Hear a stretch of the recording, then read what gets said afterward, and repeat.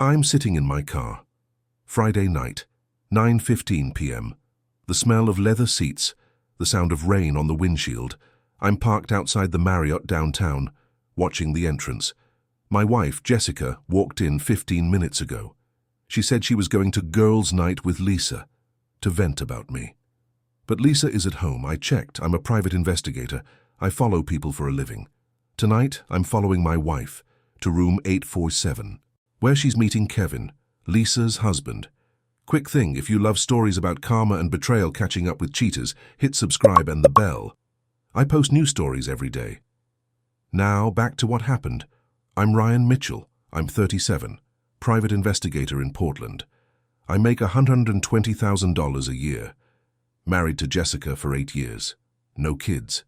As a private investigator, I track people. I find patterns. I document behavior. I uncover lies. I learned early. People are creatures of habit. When they lie, they follow patterns, and patterns can always be tracked. Jessica and I met at a friend's wedding. She was a bridesmaid. I was a groomsman. We hit it off immediately. We got married after 2 years, bought a house in Pearl District, $720,000. 2 bedrooms. Modern. Jessica's dream house. Lisa and Kevin were our best friends. We met them at a neighborhood barbecue 6 years ago.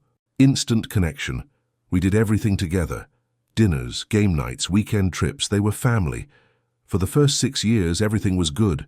Double dates, shared vacations, normal friendship. Then, about 8 months ago, things changed.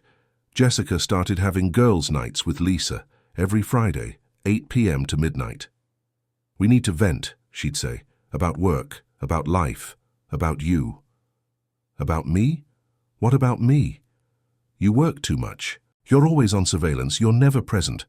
I'm a private investigator. Surveillance is my job, my career.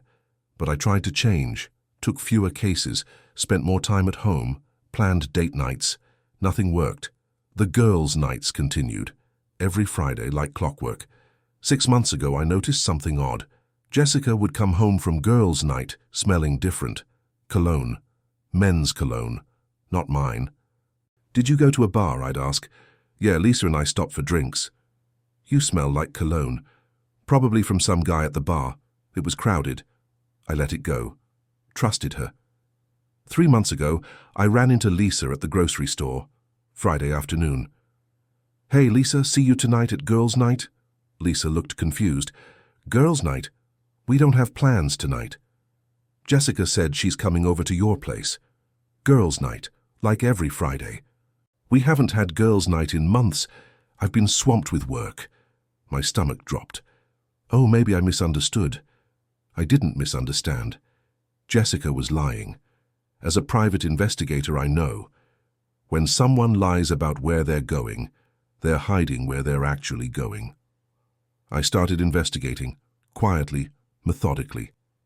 That Friday, I told Jessica I had a late surveillance job. I'll be out until 2 a.m., don't wait up. Okay. I'm going to girls' night with Lisa anyway. Have fun.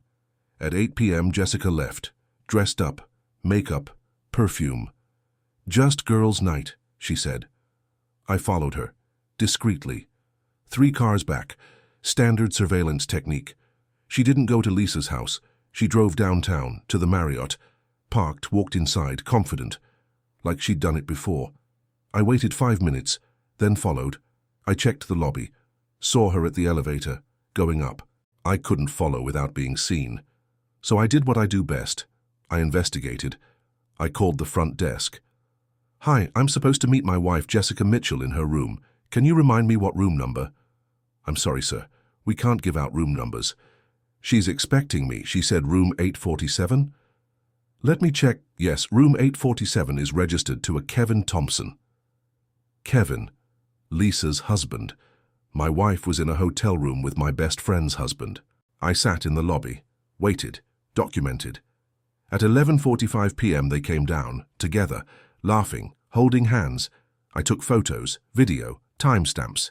They kissed in the lobby, then separated. Jessica drove home. Kevin drove the opposite direction.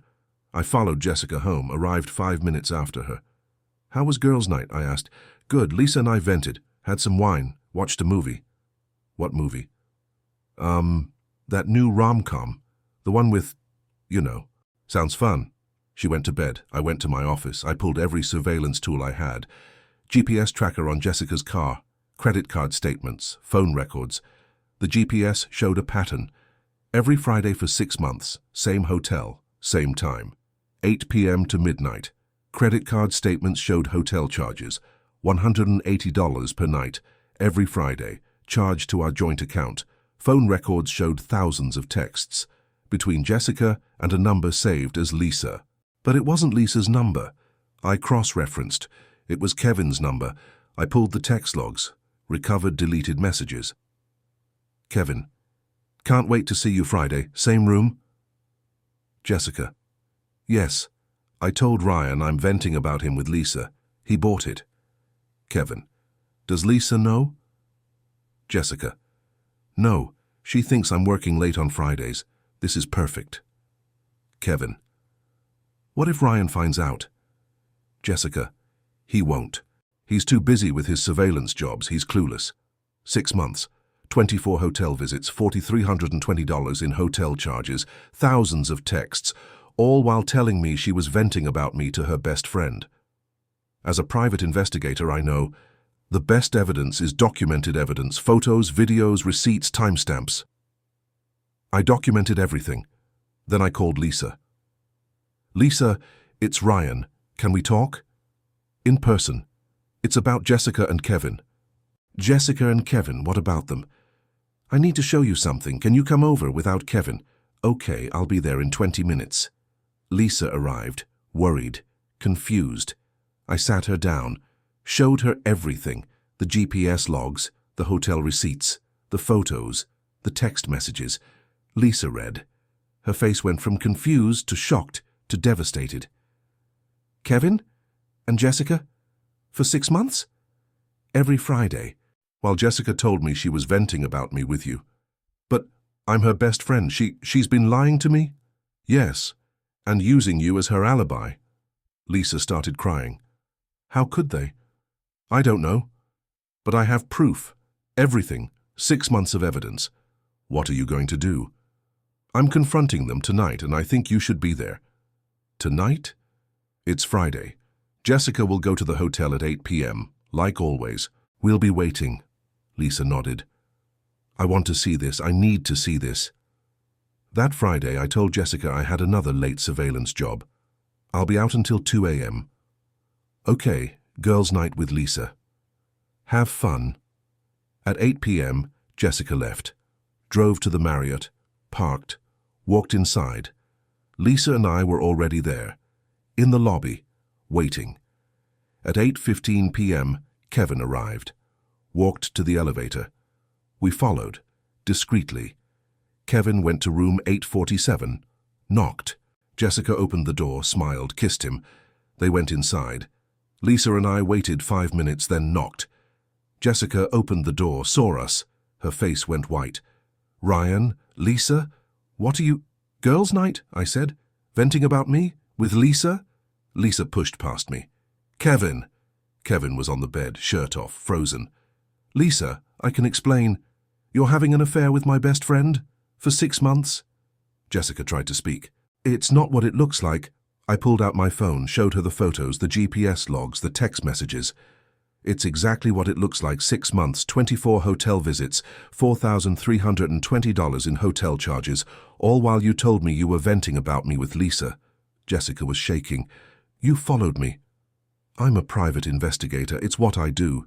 And you made it easy. Same hotel, same time, same lie, every Friday. Lisa was crying. How could you? You're my best friend. I'm sorry, it just happened. It didn't just happen. 6 months, 24 times. You planned this. You lied to both of us.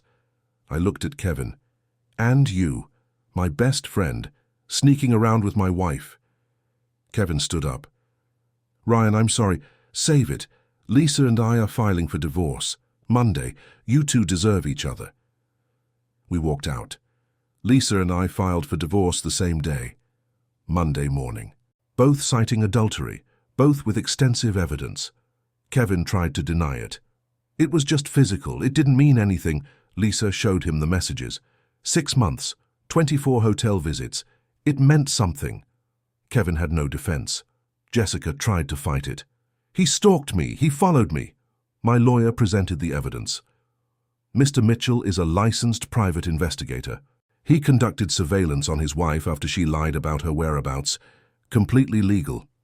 The judge reviewed the documents, the GPS logs, the hotel receipts, the photos, the text messages. Mrs. Mitchell, you conducted a 6-month affair. You spent $4,820 of marital funds on hotel rooms. You lied to your husband and your best friend. This court finds your behavior reprehensible. But he invaded my privacy. You lied about your location. He investigated. That's legal. You spent marital funds on an affair. That's dissipation of assets. Jessica got nothing. Oregon allows fault-based divorce. Adultery affects asset division. The house was in my name. Bought before marriage. Protected. My PI business was my business. Protected. My investment accounts were separate. Protected. She walked away with her car and $6,000. That's it. Kevin didn't fare well either. Lisa got the house. Primary custody of their 2 kids. Kevin got supervised visitation every other weekend, and he lost his job. He was a manager at a tech company. Lisa worked there too, in legal. She reported the affair to HR. Inappropriate conduct, they said. Kevin was fired. Lisa kept her job, got promoted. Senior counsel, $165,000 salary. Kevin moved to a small apartment, got a job at a startup. $65,000 salary. Jessica moved in with Kevin. They lasted 3 months, then he left her. Too complicated, he said. Jessica ended up alone, working as an admin assistant, $38,000 a year. 2 years later. I'm at a PI conference in Portland, industry event, networking, workshops. I'm with my girlfriend, Claire. 34, forensic accountant, smart, honest, transparent. We've been together for 16 months. She's never lied about where she's going, never had girls' night as an alibi, just honesty. I'm giving a workshop. Surveillance techniques for domestic investigations.